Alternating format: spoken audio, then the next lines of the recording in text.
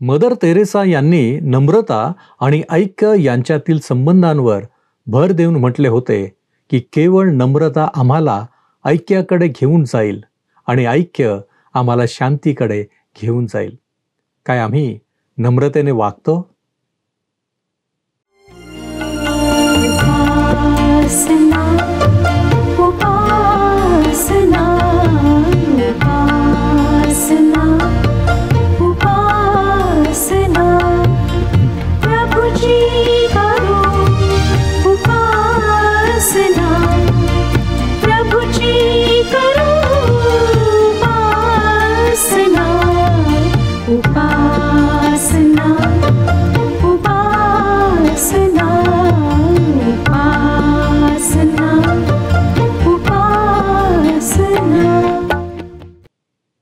प्रभू येशू ख्रिस्ताच्या मधुर नावात आपणास सलाम. उपासना कार्यक्रमामध्ये आपले हार्दिक स्वागत. प्रियांनो, प्रत्येक भांडण, वाद, कलह यांचे मूळ कारण काय असेल तर दुसऱ्यांना न समजून घेणे, आपलेच मत इतरांवर लादणे. कदाचित आपण त्याला अहंकार म्हणतो. प्रियांनो, याच कारणास्तव कुटुंबापासून ते राष्ट्रांपर्यंत वाद, भांडण चिघळते. पण यावर काही तोडगा नाही का? प्रियांनो, आज आपण यावरच अध्ययन करणार आहोत. ऐक्य आणि नम्रता यामुळे काय घडते, आमच्या जीवनात त्यांचे महत्त्व काय, आणि काय देवही आमच्याकडून या गोष्टी अपेक्षितो? या प्रश्नांची उत्तरे आम्हाला आजच्या अध्ययनातून मिळणार आहेत. माझी खात्री आहे आजचे अध्ययन आपणास उपयुक्त ठरणार. तर मग चला प्रियांनो, आपण आपल्या अध्ययनाची सुरुवात करूया. श्रोत्यांनो, ह्या दिवसांमध्ये आम्ही फिलिप्पीकरास पत्र ह्याचं अध्ययन करीत आहोत. पौलाने हे पत्र फिलिप्पे येथील विश्वासणाऱ्यांना लिहिले. त्याने त्यांना लिहिले की ख्रिस्ताच्या वतीने देवाकरिता दुःख सोसावे असा अनुग्रह त्यांच्यावर करण्यात आला आहे. म्हणजे ख्रिस्ताकरिता दुःख सोसणे हे केवळ पाचारणच नाही, तर तो देवाचा अनुग्रह म्हणजे देवाची कृपा आहे. आम्ही करिंथकरास लिहिलेल्या पत्राचा अभ्यास करताना शिकलो की आम्ही ख्रिस्ताचे सोबतीचे भागीदार आहोत. म्हणजे तो करीत असलेल्या सेवेत आमचाही वाटा आहे. त्याच्याबरोबर सेवा करण्याची संधी, कृपा आम्हाला देण्यात आली आहे. नांगरणी करणाऱ्या शेतकऱ्याच्या लहान मुलाने आपल्या वडिलांना मदत करू देण्याची विनंती करावी आणि नांगरणीचे अवघड काम त्या शेतकऱ्याने आपल्या मुलाला थोडे तरी करू द्यावे, यात त्या शेतकऱ्याचा मोठेपणा आहे व त्याने मुलाला ते अवघड काम करू द्यावे ही त्या मुलावर त्याने केलेली कृपा आहे. श्रोत्यांनो, ख्रिस्ताने आमच्याकरिता कल्पनेच्या पलीकडचे दुःख सोसले. त्याने दिवसरात्र सुवार्तेसाठी प्रचंड कष्ट केले, अगदी टोकाचा छळ सहन केला. एक विलक्षण, अप्रतिम समर्पण त्याने केले. त्याच्या त्या अमर्याद दुःखाचे वाटेकरी त्याने आम्हाला होऊ द्यावे ही त्याची आमच्यावर कृपाच आहे की नाही? परंपरा आम्हाला असे सांगते की सुवार्तेकरिता जेव्हा प्रेषित पेत्राला पकडण्यात आले व त्याला वधस्तंभावर टांगण्याची शिक्षा ठोठावण्यात आली, तेव्हा पेत्र त्याला शिक्षा करणाऱ्यांना म्हणाला, माझ्या प्रभूसारखी मला शिक्षा करण्यात यावी एवढी माझी पात्रता नाही. मला वधस्तंभावर उलटे खेळा. आणि पेत्राला वधस्तंभावर उलटे खेळण्यात आले. ख्रिस्ताबरोबर व ख्रिस्ताकरिता आम्ही दुःख सोसावे ही देवाची आमच्यावर कृपा आहे. आणि जेव्हा आम्ही देवाची ही कृपा स्वीकारतो तेव्हा देवाची महान सेवा आमच्या हातून होते. एवढेच नाही तर आम्हाला त्याचे सुंदर प्रतिफळही मिळते. प्रभू येशूने आपल्या शिष्यांना योहान शुभवर्तमान 12वा अध्याय आणि 24व्या वचनात म्हटले, मी तुम्हास खचित खचित सांगतो, गव्हाचा दाणा जमिनीत पडून मेला नाही तर एकटाच राहतो आणि मेला तर बहुत पीक देतो. टर्टुलियन या देवाच्या एका महान सेवकाने म्हटले की ख्रिस्ती हुतात्म्यांचे रक्त हे मंडळीचे बीज आहे. श्रोत्यानो, ख्रिस्ताची सुवार्ता सांगण्याकरिता आम्हाला दुःख सोसायचे आहे आणि आमच्या स्वर्गीय पित्याचे आम्ही पृथ्वीवरील काम करी आहोत. आता तो 30व्या वचनात काय लिहितो पहा. पहिला अध्याय 30वे वचन.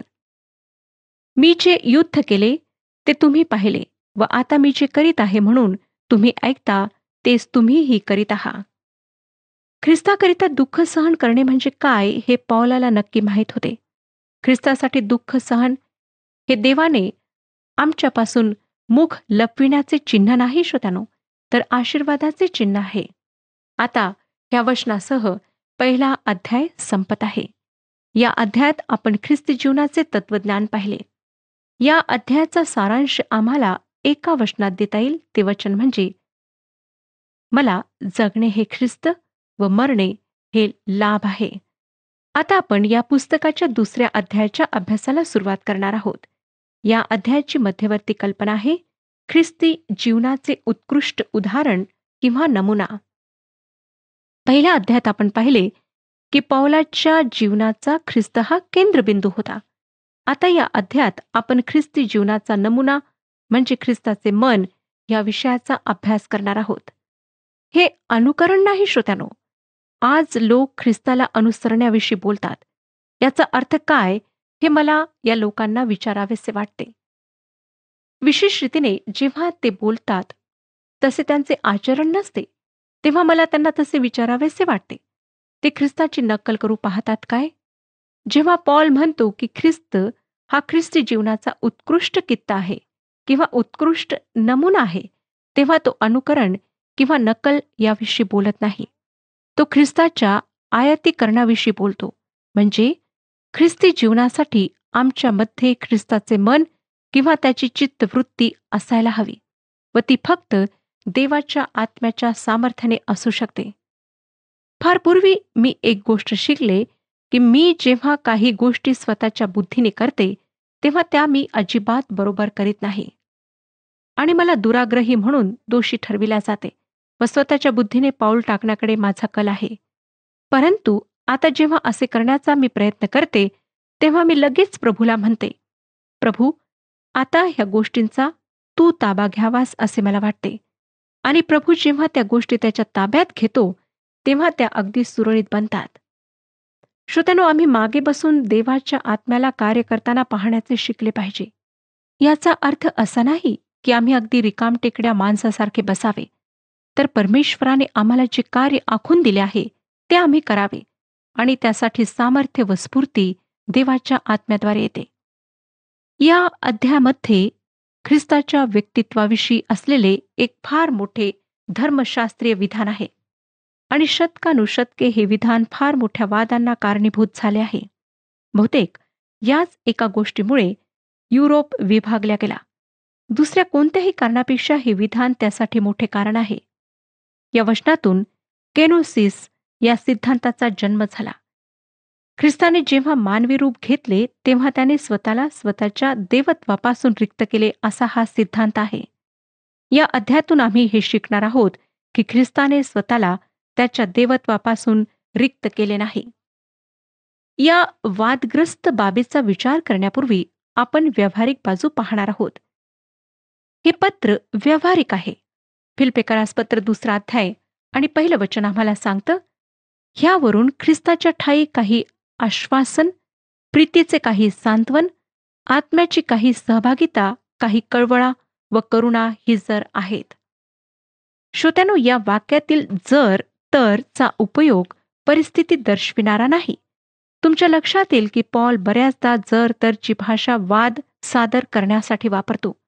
पॉल तर्कशुद्ध विचार करणारी व्यक्ती होता. असे म्हणतात की जर तुम्हाला पॉल तर्कशुद्ध वाटत नसेल तर तुम्ही त्याला नीट समजून घेत नाही. या वाक्याचे अधिक अचूक भाषांतर असे करता येईल की ख्रिस्तामध्ये कळवळा असल्यामुळे, प्रीतीचे सांत्वन असल्यामुळे, आत्म्याचे भागीपण, काही कळवळा व करुणा असल्यामुळे. आता हे वाक्य लक्षात ठेवून पुढचे वचन आपण वाचूया. 2 वचन, तर तुम्ही समचित्त व्हा, म्हणजे एकमेकांवर सारखीच प्रीती करा आणि एक जीव होऊन एक चित्त व्हा, अशा प्रकारे माझा आनंद पूर्ण करा. ह्या वचनाची सुरुवात तर ह्या शब्दाने झालेली आहे. पॉल जरी तुरुंगात असला तरी तो प्रभूमध्ये आनंद करीत होता. पण या वचनात तो म्हणतो की फिलिप्पीतील विश्वासणाऱ्यांच्या जीवनातून सुवार्ता प्रगट होत आहे, कार्य करीत आहे, असे त्याला समजल्यावर तो अधिक आनंद करेल. पॉल या विश्वासणाऱ्यांना सांगत आहे की त्यांच्यामध्ये ख्रिस्त असल्यामुळे त्यांच्यात साहजिकच ख्रिस्ताची प्रीती, कळवळा, करुणा, आत्म्याचे भागीपण व आश्वासन असणार आहे. पुढे तो त्यांना सांगतो की त्यांनी समचित्त व्हावे, म्हणजे एकमेकांवर सारखी प्रीती करून व एक जीव होऊन एक चित्त व्हावे. असं दिसतं श्रोत्यांनो की फिलिप्पेकरांच्या या मंडळीत एक समस्या होती. ती फार मोठी नव्हती, लहानशीच समस्या होती. आणि पॉल त्यांना एक चित्ताचे व्हावयास सांगत आहे. तो त्यांना एकमेकांची हुबेहूब प्रतिमा बनायला सांगत नाही. अनेक मंडळांमध्ये 2 समूह किंवा गट असतात. एक पाळकाच्या बाजूचा गट आणि एक पाळकाच्या विरुद्ध असलेला गट. या गटांमध्ये असलेले लोक स्वतःच्या बुद्धीने विचार करणारे नसतात, तर त्यांच्या गट प्रमुखाची ते हुबेहूब प्रतिमा असतात. एक चित्ताचे असणे म्हणजे ख्रिस्ताचे चित्त किंवा मन तुमच्यामध्ये असणे होय. असे एकचित्त असण्यामध्ये वक्तव्यातील फरक, दानांमधील फरक, सेवा पद्धतीतील फरक, छोट्या सिद्धांतातील फरक यांना परवानगी आहे.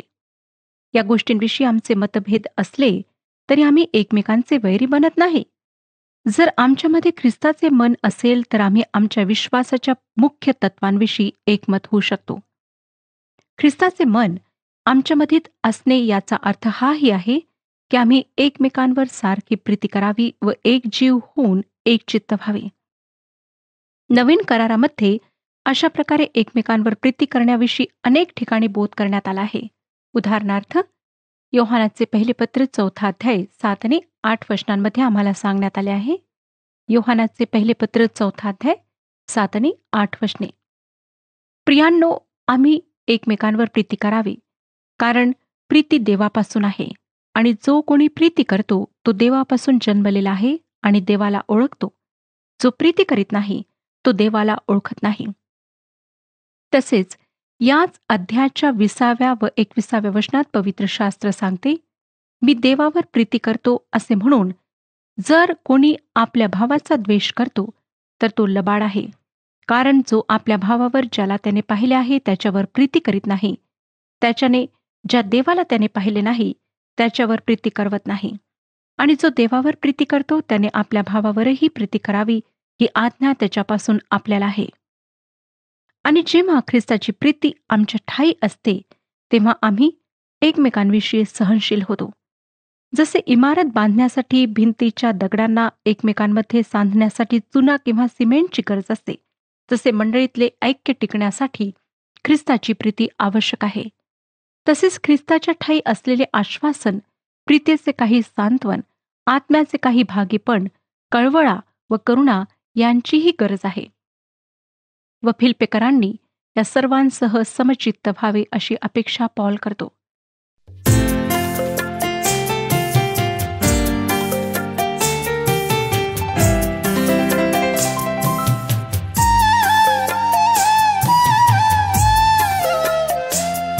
तू साज माझ्या जीवाचा आहेस गीत मनाचा. तू साज माझ्या जीवाचा आहेस गीत मनाचा. मी रचना तुझीच प्रभुजी, मी रचना तुझीच प्रभुजी. ठेवी भाव आता तयाशी, तू साज माझ्या जीवाचा आहेस गीत मनाचा.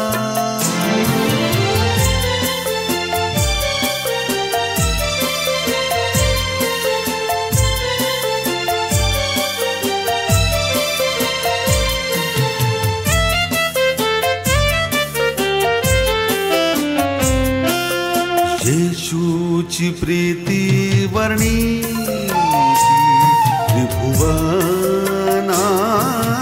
वानीती. सदा नवीती वाटी, ती मलाही आता वदावी.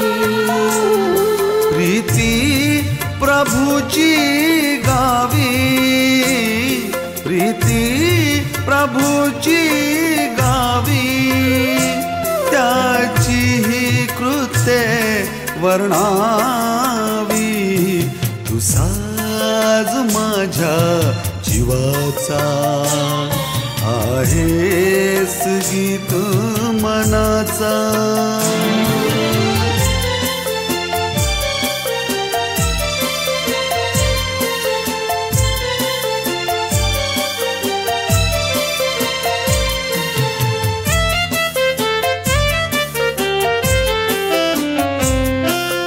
जगिया दुःखे घेरी विश्वास भावे हारी.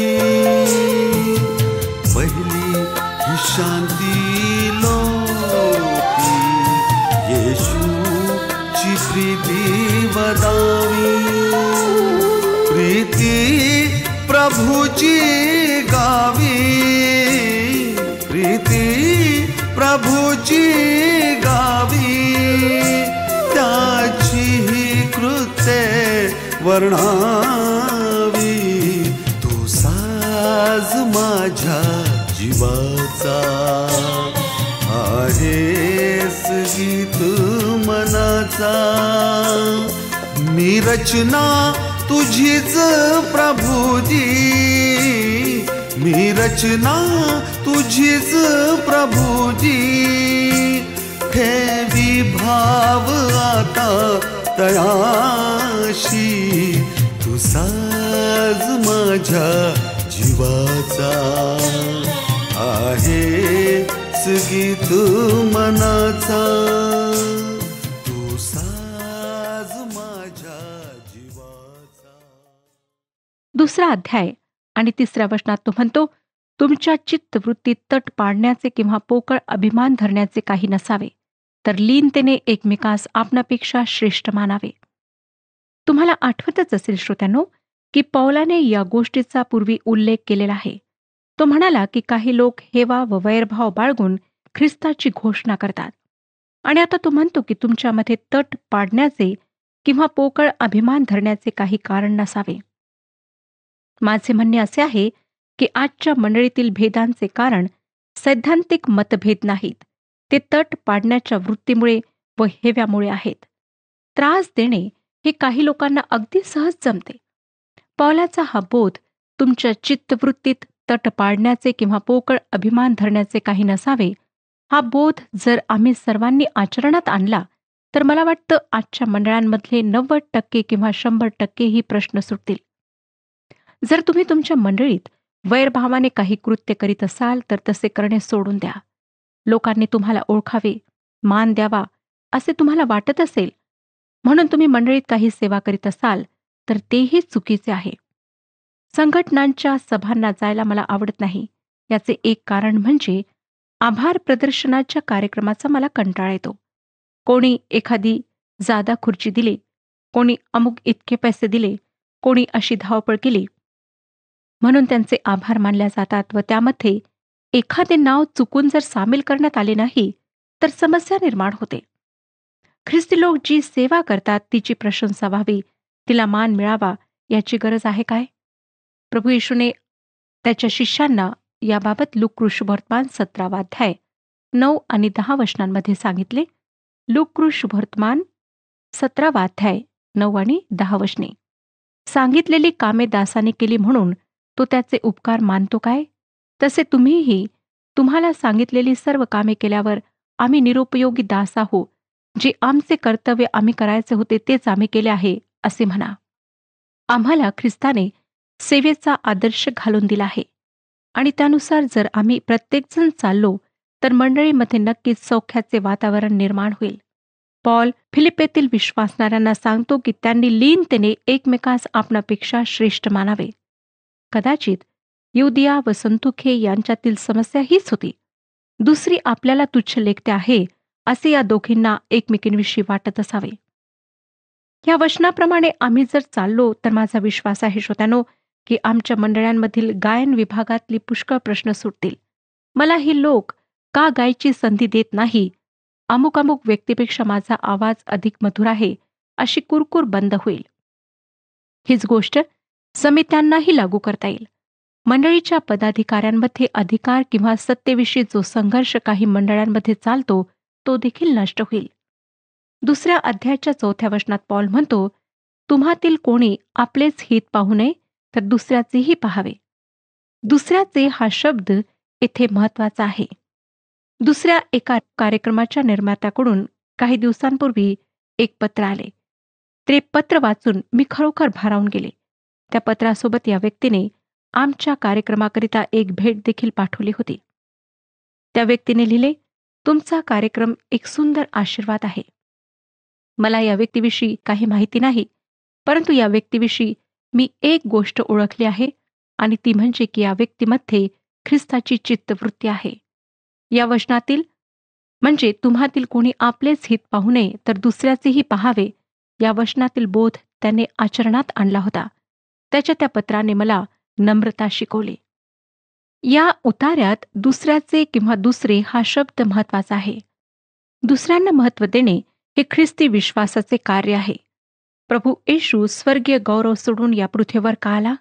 ते दुसऱ्यांकरिता. आम्ही सुवार्ता प्रसार का करायला हवा? तो दुसऱ्यांकरिता. श्रोत्यानो, ख्रिस्ती विश्वासणाऱ्यांनी जगभर ज्या शिक्षण संस्था, अनाथाश्रम, दवाखाने, धर्मदायी संघटना काढल्या, त्यांची संख्या अगणित आहे. हे सर्व ख्रिस्ती विश्वासाचे एक महत्वाचे अंग आहे. आम्ही जशी आपल्यावर तशी आपल्या शेजाऱ्यावर प्रीती करावी ही देवाने आम्हाला दिलेली एक आज्ञा आहे. व स्वतःचेच हित न पाहता दुसऱ्याचेही पाहावे ही ख्रिस्ताची चित्तवृत्ती आहे. आणि ती ख्रिस्ती लोकांमध्ये असावी अशी ख्रिस्ताची आम्हाला शिकवण आहे. आता आपण ही ख्रिस्ताची चित्तवृत्ती काय ते ख्रिस्ताच्याच जीवनावरून पाहूया. पॉल त्याविषयी आम्हाला 2 अध्यायाच्या 5व्या वचनात सांगतो, अशी जी चित्तवृत्ती ख्रिस्त येशूच्या ठायी होती ती तुमच्या ठायीही असो. ख्रिस्ताच्या चित्तवृत्तीचे एक वैशिष्ट्य म्हणजे त्याची नम्रता. तुम्हाला आठवतच असेल श्रोत्यांनो की आम्हाला इफिस्करास पत्र याच्या 4थ्या अध्यायात आपल्या पाचारणास शोभेल असे वागा असे सांगण्यात आले. आणि त्यात आम्हाला इफिस्करास पत्र 4था अध्याय 1 आणि 2 वचनात सांगण्यात आले आहे की तुम्हाला झालेल्या पाचारणास शोभेल असे तुम्ही चालावे. पूर्ण नम्रतेने, सौम्यतेने व क्षमाशीलतेने वागून एकमेकांचे प्रीतीने सहन करावे. तुम्ही व मी नम्र व सौम्य होऊ शकत नाही. आमच्या स्वभावातच ती गोष्ट नाही. आम्हाला आमच्या स्वतःच्या पायांवर उभे राहून स्वतःच्याच इच्छेप्रमाणे करायला आवडते. आम्ही सर्वच तसे आहोत. तुम्ही असे म्हणू नका की तुम्ही या गोष्टीला अपवाद आहात. कोणीही या गोष्टीला अपवाद नाही. तुम्हीही नाही. कोणी आमचा अपमान करावा किंवा कोणी आमच्याकडे दुर्लक्ष करावे असे आमच्यापैकी कोणालाच आवडत नाही. जर आमच्यापैकी कोणाला तुच्छ समजून वाढविण्यात आले तर त्या व्यक्तीच्या मनात एक प्रकारचा न्यूनगंड निर्माण होतो. मला एका देवाच्या अत्यंत चांगल्या सेवकाच्या घर सोडून गेलेल्या मुलाविषयी माहिती आहे. या मुलाचा मोठा भाऊ फार बुद्धिमान होता व या मुलाला त्याच्या बुद्धी चातुर्याविषयी नेहमीच ऐकायला मिळत असे आणि म्हणून तो अगदी त्याच्या विरुद्ध दिशेला चालू लागला. तो अतिशय बंडखोर झाला. त्याच्या मनात निर्माण झालेल्या न्यूनगंडामुळे त्याचे वर्तन बिघडले. श्रोत्यानो, दैहिक माणसाची ही स्वाभाविक प्रतिक्रिया आहे. जर त्या मुलाकडे जाऊन त्याला म्हटले, बाळा ऐक, तू ते सर्व विसरून जा, तर त्याला त्याचा काही फायदा होणार नाही. तो ते दुर्लक्षू शकणार नाही.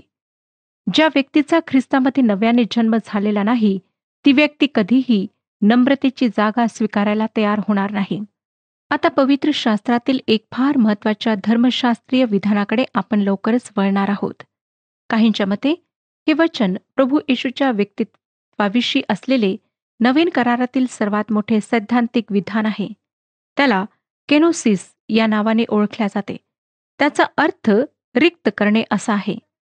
या उतार्यावरून आम्ही हे शिकणार आहोत की ख्रिस्ताने स्वतःला स्वतःच्या देवत्वाविषयी रिक्त केले नाही. ख्रिस्ताने अपमानजनक जी 7 पावले उचलली त्याविषयी माहिती ही वचने आम्हाला सांगतात. या थोड्याशा वचनांमध्ये जे सांगण्यात आले आहे त्याची भव्यता मला तुम्हाला सांगता यावी अशी माझी इच्छा आहे. प्रभू येशू कोणत्या उंचीवर होता आणि तो किती खालच्या पातळीवर आला हे आम्हा सर्वांना समजावे अशी माझी हार्दिक इच्छा आहे. आम्हाला या वचनांमध्ये 7 पायऱ्या खाली जायचे आहे आणि मग 7 पायऱ्या वर ख्रिस्ताच्या गौरवाविषयी चढायच्या आहेत. प्रथम आपण त्याची मानहानी, जो अपमान त्याने सहन केला किंवा त्याला आमच्याकरिता किती नम्र बनावे लागले त्याविषयी त्याची चित्तवृत्ती पाहणार आहोत. मग आपण देवाची चित्तवृत्ती पाहूया. ख्रिस्ताला उन्नत करणे ही देवाची इच्छा होती. तुम्ही देवाच्या इच्छेनुसार चालावे यासाठी काय करावे ते मला माहीत नाही. तुम्ही त्यासाठी कोठे जावे किंवा काय करावे हे मला माहीत नाही. परंतु मी तुम्हाला एक गोष्ट सांगू शकते, ती ही की येशू ख्रिस्ताला उंच करण्याचा देव जो पिता त्याचा हेतू आहे, आणि म्हणून तीच इच्छा त्याची आम्हापैकी प्रत्येकाविषयी आहे असा माझा विश्वास आहे. आम्ही जेथे असू तेथे आणि जे काही करीत असू त्यामध्ये ख्रिस्ताला उंचावले पाहिजे. येशू ख्रिस्ताला उंचावण्याचा प्रभू पित्याचा जो सर्वोच्च हेतू आहे त्यामध्ये आम्ही प्रभू पित्यासह असायला हवे. पहिली पायरी प्रभू येशू ख्रिस्त उतरला व ती म्हणजे त्याने स्वर्गीय गौरव सोडले व तो खाली आला. खाली या पृथ्वीवर जेथे तुम्ही व मी आहोत तेथे तो आला. स्वर्गीय गौरव सोडून खाली येथे पृथ्वीवर येणे म्हणजे नक्की काय याची तुम्ही व मी कल्पना करू शकत नाही. प्रभूने आमच्याकरिता काय केले हे समजणे मानवी बुद्धी सामर्थ्यापलीकडची गोष्ट आहे. श्रोत्यानो, ह्याविषयी आपण पुढच्या कार्यक्रमामध्ये विचार करूया. प्रभू परमेश्वर आपणा सर्वांस आशीर्वाद देव.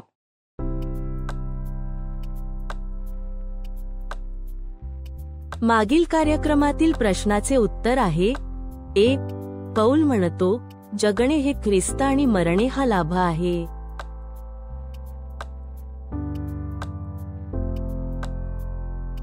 आजचा प्रश्न: आजच्या अध्ययनानुसार आम्ही कोणाचे हित पाहावे? ए. दुसऱ्यांचे. बी. फक्त स्वतःचे. सी. स्वतःचे आणि दुसऱ्यांचेही. डी. कोणाचेही नाही.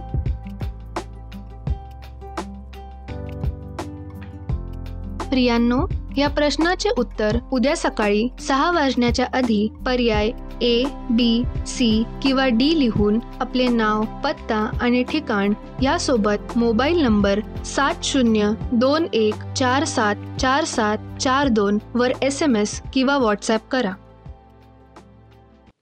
प्रियांनो, मूलतः मनुष्य वाईट नाही, परंतु त्याची संगत, तो ज्या परिस्थितीत राहतो ती त्याला वाईट बनविते. याचाच अर्थ असा की देवाने प्रत्येकाला काहीतरी चांगले दिलेले आहे. होय, आणि म्हणूनच आम्ही स्वतःला समंजस, कळवळा आणि करुणेने युक्त बनविणे आवश्यक आहे. आम्ही पाहिले आहे की एकचित्ताचे असणे म्हणजे ख्रिस्ताचे मन किंवा अंतःकरण आमच्यामध्ये असणे. प्रियांनो, काय आम्ही ऐक्य आणि नम्रता धारण केली आहे? काय आमच्यात आजही वाद आणि भांडणे आहेत? स्वतःचे परिवर्तन करावे यासाठी आपले काही प्रयत्न असणार आहेत काय? आपण प्रार्थना करूया. आमच्यावरती प्रीती करणाऱ्या आमच्या महान प्रेमळ परमेश्वरा, धन्यवाद देतो, तुझी स्तुती करतो, तुझे आभार मानतो यासाठी की प्रभूजी तू आमचा जिवंत आणि महान परमेश्वर आहेस. प्रभू परमेश्वरा, आमच्या जीवनामध्ये आम्ही योग्य रीतीनं राहावं, वागावं ही तुझी इच्छा आहे. आणि म्हणूनच प्रभू परमेश्वर दे बाप्पा, आमच्यातील सर्व भांडणे, वाद विवाद, कलह तू काढून टाक. आणि परमेश्वर, आमचं जीवन हे तुला आवडणारं जीवन आमच्यामधून दिसावं यासाठी आम्ही तुझ्या चरणांपाशी येतो. प्रभूजी, तू आमचा स्वीकार करतो, तू आम्हाला सहाय्य करतोस. आम्ही खरोखर तुझे मनापासून आभारी आहोत. आमचं संपूर्ण जीवन आम्ही तुझ्या हातामध्ये सोपवितो आणि या विनंत्या, या मागण्या येशू ख्रिस्त आमचा प्रभू याच्याद्वारे करतो, म्हणून तू ऐक. आमेन. प्रभूची प्रीती आपणा प्रत्येकामध्ये वाढून विपुल हो. प्रभू आपणास आशीर्वादित करो.